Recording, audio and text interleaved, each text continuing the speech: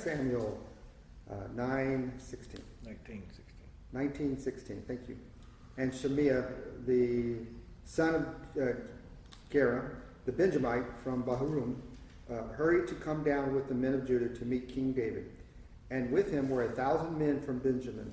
And Ziba, the servant of the house of Saul, with his 15 sons and his 20 servants, rushed down to the Jordan before the king, and they crossed the ford to bring over the king's household and to do his pleasure. And Shemiah, the son of Gera, fell down before the king. And as he was about to cross the Jordan, and said to the king, "Let not my lord hold me guilty, or remember how your servant did wrong on the day my lord the king left Jerusalem. Do not let the king take it to heart, for your servant knows that I have sinned. Therefore, behold, I come this day, the first of all the house of Joseph, to come down to meet my lord the king." Abishai, the son of Zeruiah, answered, "Shall not Shemiah be put to death for this, because he cursed the Lord's anointed?"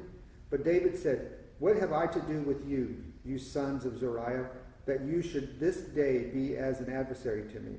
Shall anyone be put to death in Israel this day? For do I not know that I am this day king over Israel?" And the king said to Shemiah, "You shall not die." And the king gave him his oath. And Mephibosheth,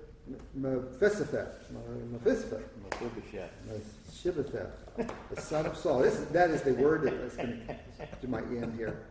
Mephibosheth, the son of Saul, came down to meet the king. He had neither taken care of his feet, nor trimmed his beard, nor washed his clothes, for the day the king departed until the day he came back in safety. And when he came to Jerusalem to meet the king said to him, "Why did you not go with me, Mephibosheth?" He answered, "My lord, O king, my servant deceived me, for your servant said to him, I will saddle a donkey for myself, that I may ride on it and go with the king. For your servant is lame. He has slandered your servant to my lord the king. But my lord the king is like the angel of God. Do therefore what seems good to you. For all my father's house were but men doomed to death before my lord the king. But you set your servant among those who eat at your table. What further right have I, then, to cry to the king?" And the king said to him, "Why speak any more of your affairs? I have decided, you and Ziba shall divide the land." And Mephibosheth said to the king, "Oh, let him take it all, since my lord the king has come home safely." Now Barzillai, the Gileadite, had come down from Ruglan, and he went on with the king to the Jordan to escort him over the Jordan. Barzillai was a very aged man, 80 years old. He had provided the king with food while he stayed at Mahanaim, for he was a very wealthy man. And the king said to Barzillai, Come over with me, and I will provide for you with me in Jerusalem." But Barzillai said to the king, "How many years have I still to live, that I should go up with the king to Jerusalem? I am this day 80 years old. Can I discern what is pleasant and what is not? Can your servant taste what he eats or what he drinks? Can I still listen to the voice of singing men and singing women? Why then should your servant be an added burden to my lord the king? Your servant will go a little way over the Jordan with the king. Why should the king repay me with such a reward? Please let your servant return, that I may die in my own city near the grave of my father and my mother. But here is your servant Chimham. Let him go over with my lord to the king, and for him whatever seems good to you." And the king answered, "Chimham shall go over with me, and I will do for him whatever seems good to you, and all that you desire of me I will do for you." Then all the people went over to the Jordan, and the king went over, and the king kissed Barzillai and blessed him, and he returned to his own home. The king went on to the Gilgal, and Chimham went with him. All the people of Judah and also half of the people of Israel brought the king on his way. Then all the men of Israel came to the king and said to the king, "Why have you, our brothers, the men of Judah, stolen you away and brought the king and his household over the Jordan, and all David's men with him?" All the men of Judah answered the men of Israel, "Because the king is our close relative. Why then are you angry over this matter? Have we eaten at all at the king's expense, or has he given us any gift?" And the men of Israel answered the men of Judah, "We have 10 shares in the king, and in David also we have more than you. Why then do you despise us? Were we not the first to speak of bringing back our king? But the words of the men of Judah were fiercer than the words of the men of Israel. I know it's a long read, but kind of needed to do this in one big chunk.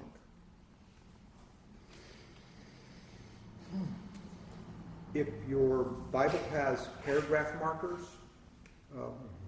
you'll notice that in the paragraphs, verse 16 starts a paragraph, and it's talking about Shemaiah, I believe, how you say it, Shemaiah, I don't know.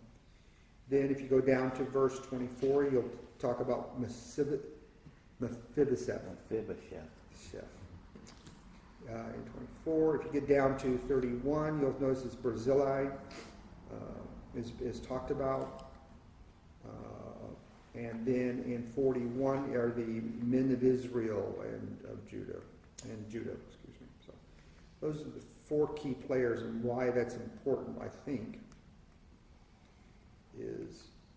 has to do with these are four key examples of, I think, groups or individuals that are looking at the kingdom of Israel, kingdom of God, in a completely different way. I think this is just example after example of that. The first one is about this Shemaiah guy, right? Do you remember who he was? He was the guy that was screaming at David when David was leaving Jerusalem, and he was throwing the dirt clods and the rocks and cursing at him, and that Joab's son was saying, "Why don't we kill him? Let's get rid of him." And David said something like, if God has chosen him to condemn me, then what should I, why should I argue with that, right? That type of thing. So that's this guy.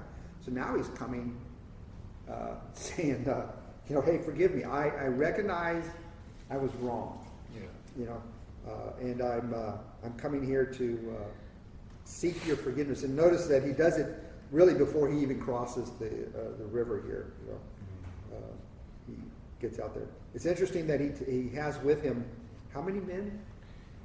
1,000. Yeah, from Benjamin. And that's even pretty impressive, since Benjamin's like the smallest tribe there is. He's got 1,000 men here.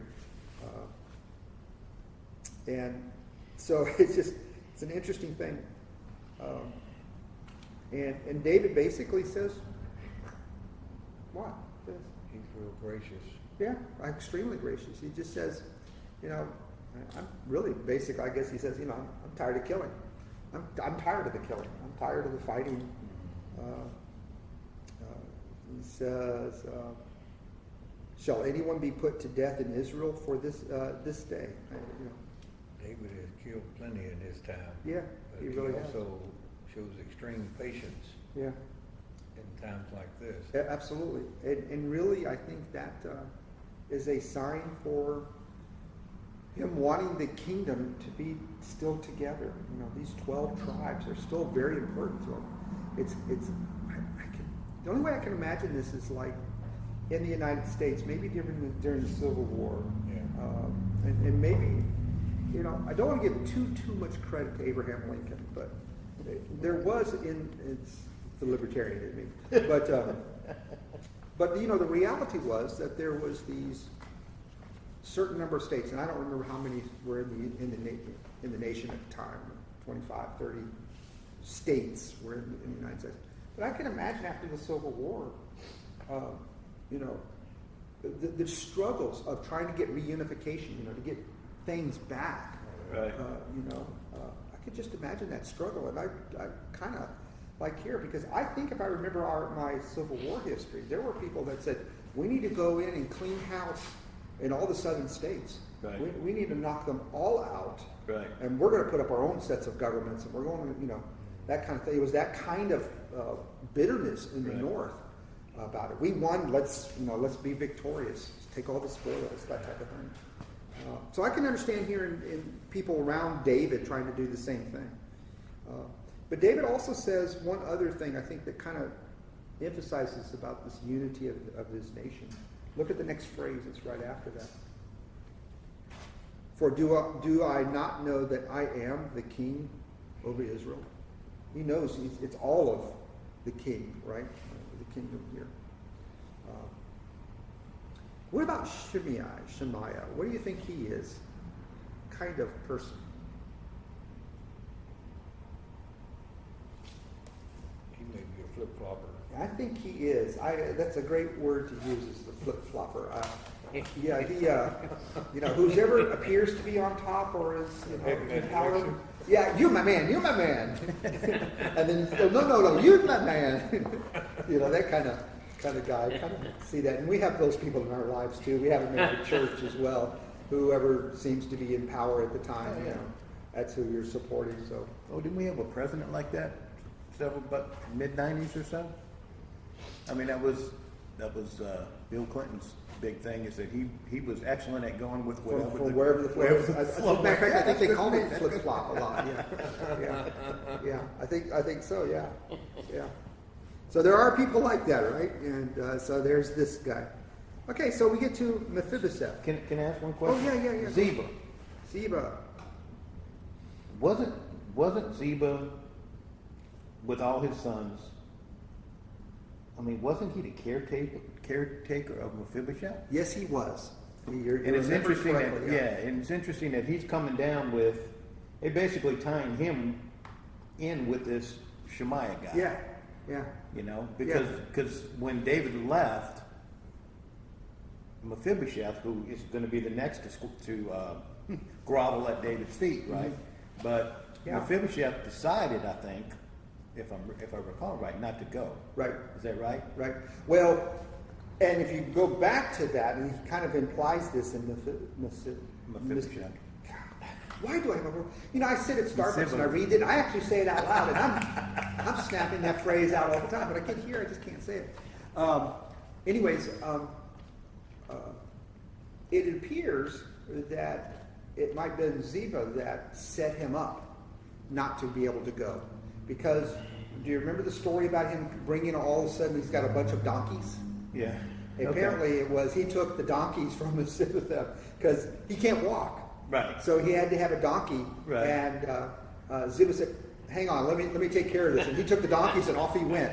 So he took all the donkeys, he couldn't go anywhere. So, and then he gets slandered as it's kind of worded here. He doesn't actually accuse Ziba of this, but I've been getting a bad rap.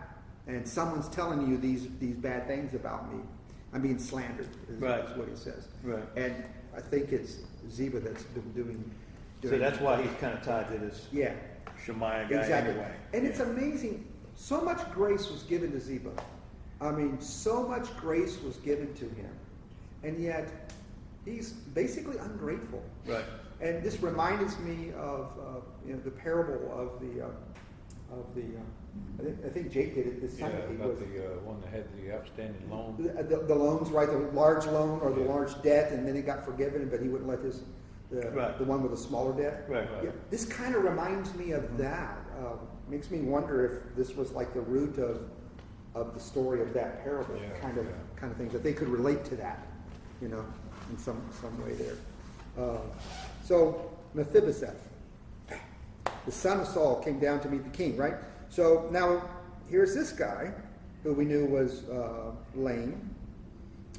He comes, and what kind of way is he approaching the king here? He's certainly not like this other dude. He'd been done wrong. He'd been tricked. Yep, I've been bamboozled. Yep.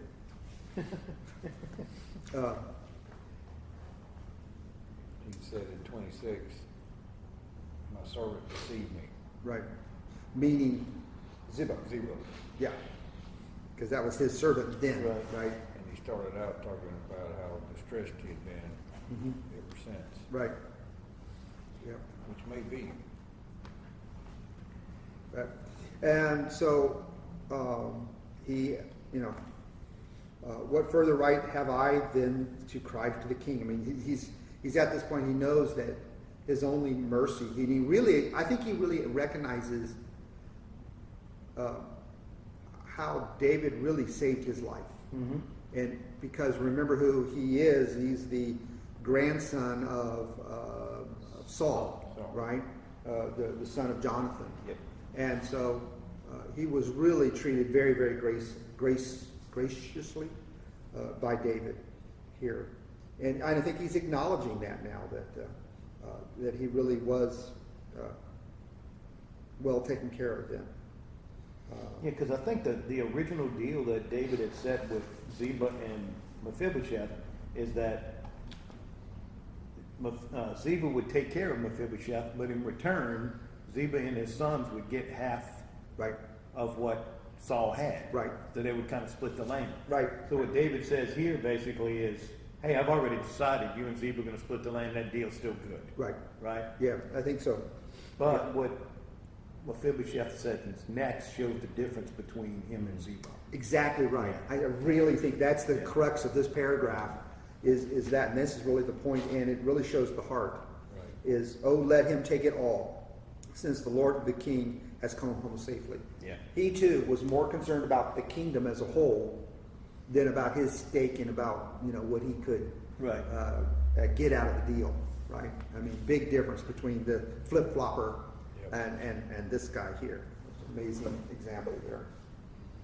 Okay? All right, then we get to the Brazilii, which I always think of as soap pad, scrubbing soap pad every time I Brazilii. I don't know why. Anyways, so here's this guy. So apparently he's an old person, right? 80 years. He's the one that had provided the king with food. We see in a couple stories back, he was the one that provided all that. And so I get, the king, David wanted to bless him quite a bit for that, for the support, right? Do you think Brazilii in this example did it so that he could get rewards? It sounds like he's a straight shooter. Yeah, same here. That's what I'm thinking here. Again, another example of a person who was more concerned about the kingdom overall than about what they could get out of the king. Or they were concerned more about of the kingdom than what they could get out of the kingdom. More than anything else. I think we see that in people's lives here, especially at church. They go to church so they can get something out of church, if you will. They attend a denomination so they get something out of it. Maybe they can secure their salvation. I know that seems crazy talk to us, but I think there are a lot of people that, I'll go to church because Right. that's the way I know I can, get counted to Check go to the box. I checked the box, right? I've gone to church. I've gone to both Sunday school class and church, both services, and on Wednesday, man, I'm Right. I'm the big box checker here, and they're wanting to get something out of the kingdom, Right. okay, as opposed to being about the kingdom, Yeah. right? Contributing to. Yeah. Or seeking what the kingdom is all Yeah. about, right? Right. Is I think is what that's all about. Yeah. So what does David say to this guy? He says, "I'll take if you're not going to take the blessing, then let me at least bless your servant." Right, exactly. Yeah, Which, do y'all remember that show, Speed Racer? You remember that cartoon that was on back in yeah. when he had a little monkey? His name was Chim Chim. Okay. That's what I was think of when I say Chim Chim. Chim. Chim Chim went one on one too. Yeah, there you go. So apparently, Chimham gets the blessing with it, and sends Brazilii on his way to live his final days at his home. And then Congress is called into session. And now we have Congress. You thought it was bad then. Yes. And so as a reminder, we have the 12 tribes. We have the northern tribes, often referred to as Israel. Or Democrats. or Democrats. The Democrats in the north, and then the good old southern states once again will rise again. Yeah. And then Judah, which is Simeon, was the other tribe in the south. That's the one I was trying to remember last week. Is Simeon. It's completely surrounded by Judah. If you ever looked at the map, it's all of Judah takes the south. And Simeon was like half on one side of the Jordan and half on the other. Is that what Simeon was? Or which? I didn't see that in the map. Okay, I thought one of the tribes had like half was actually in the promised land and half was not. I think it might have been like Nathan over there to the right. I think is the Nathan. I'd have to look at the map again to see that because there's Nathan is on like the right-hand side, like the Sea of Galilee or something over there on that side, if I remember right. Don't quote me on it.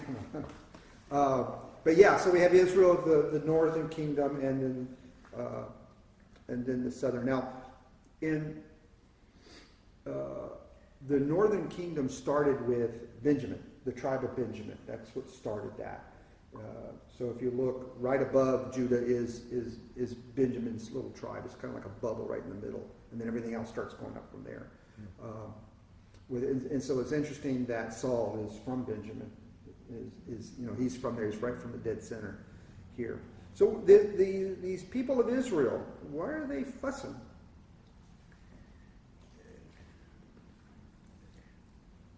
Who's going to have the influence? Yeah, I think that's the who's going to sit at his right who's hand? the seat of power, right?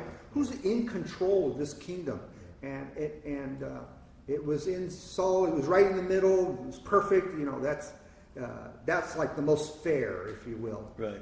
With it, not who God chose, but who they thought would get the most advantage. Because we all know that geography to the center of power is very important. Sure.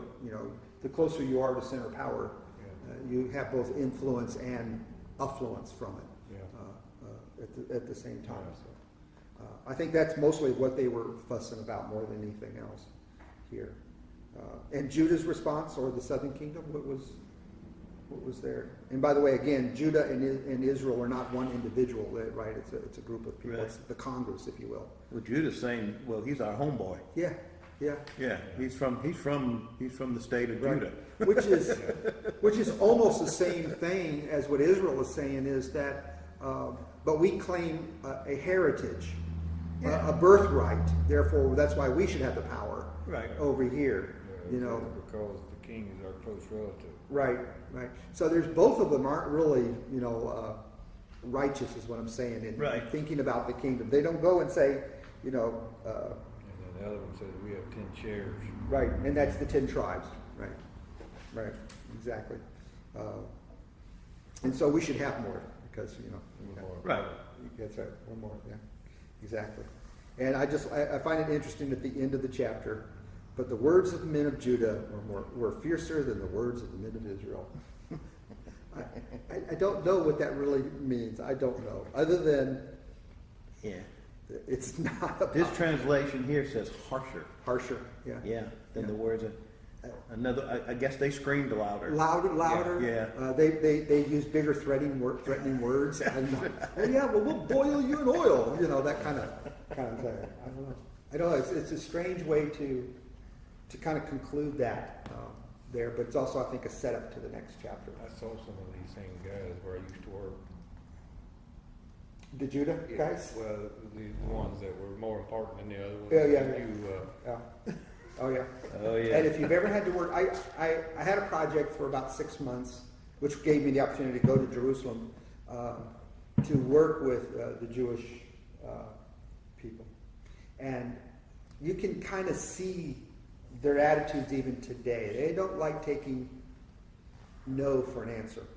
That's basically it, and they won't let you. It's an interesting culture. If you use Japan as a culture, they don't like saying the word no. Right. They'll do everything they can not to say the word no to you. Right. In Israel, they'll do everything they can to tell you no. Yeah. It's like an opposite. Culture is very interesting. I don't know how God could stand us, honestly, for that variety. But it's all this still comes down to the unity of the kingdom. And I think that's why this is here. Seek first the kingdom of God Not seek first your kingdom, Right. but whose kingdom? God's kingdom. And I think that's our important thing. We went long on almost on purpose here because this chapter ends. So let's pray, and then I need to talk about next few weeks and Okay. do about that. Okay.